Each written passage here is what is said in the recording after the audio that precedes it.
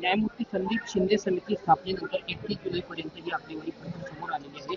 यामध्ये विभागात 15,597 उमेदवारांचे अर्ज वैध ठरवून त्यांना प्रमाणपत्र वितरित केल्याची माहिती जी आहे ती समोर आली आहे.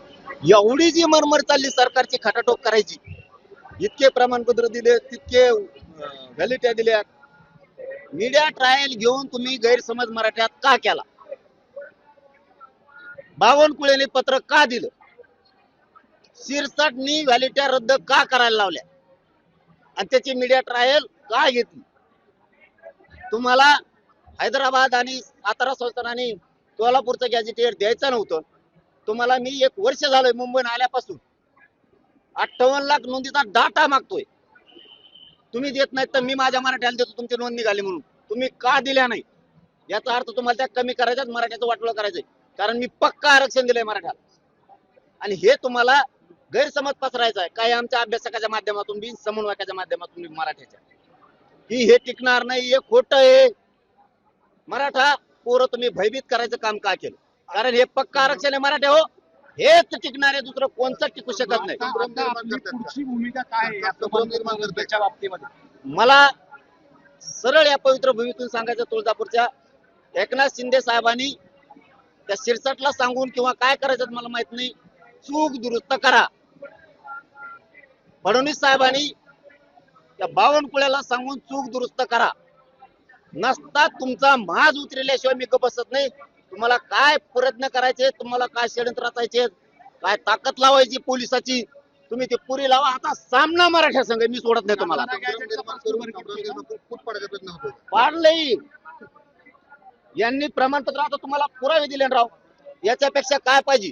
तुम्ही कायद्याचा एक भाग आहे. तुम्ही पुराव्याशिवाय कोणाच्या बातम्या लावत नाही तर बोलत नाही. तुम्हाला मी व्हॅलिडिटी दिली, ही व्हॅलिडिटी आहे. पे म्हणजे काय नेमकं स्पष्ट करा. पे म्हणजे एखाद्या वेळेस असं गैरसमज पण नको की पे म्हणजे एखाद्या वेळेस असं पण होऊ शकतं की हे पे करा व्हॅलिडिटी.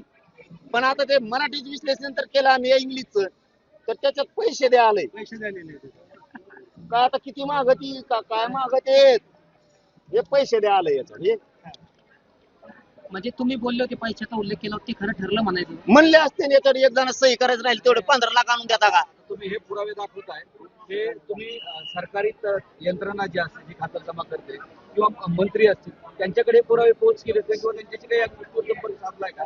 तुम्ही जे दाखवताल सगळे तुम्ही आता संजय शिरसाटांना संदर्भात सांगणार आहे? काय सांगायची गरज आहे? शिरसाट साहेबाला कळत नाही काही सांगायची काय गरज आहे? ते का बोळ्यान दूध पितं का लहान आहे का? पैशाच्या बॅग आणायला जमत. मी जर उतरलो ना त्या क्षेत्रात, तुम्ही माझ्या लेकराचं वाटलं केलं, तुम्हाला रडायला वेळ लावणार नाही. सातारा गॅजेटचा प्रश्न भरकटतोय का?